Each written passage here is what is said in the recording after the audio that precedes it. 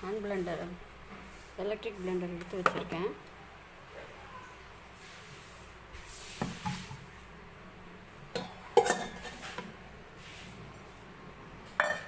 நல்லா ஜெல்லி மாதிரி வந்துருக்கு பாருங்கள். இந்த மாதிரி ஒரு சின்ன விஸ்க் வச்சும் செஞ்சுக்கலாம், ஃபோக் ஸ்பூன் வச்சும் நீங்கள் பீட் பண்ணிக்கலாம், இல்லை பெரிய விஸ்க் வச்சும் பீட் பண்ணிக்கலாம். நான் இப்போ இதை வச்சு கொஞ்சம் நேரம் பீட் பண்ணி காமிக்கிறேன் பாருங்கள்.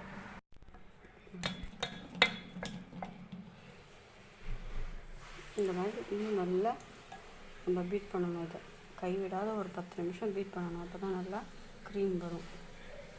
இப்போ பாருங்கள், நான் விஸ்கை வச்சு நல்லா பீட் பண்ணிட்டேன்.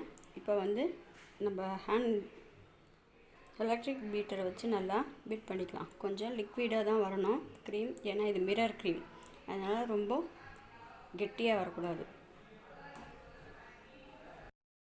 நான் பட்டர் ஷீட் எடுத்துட்டேன். இது மேலே இருக்கிற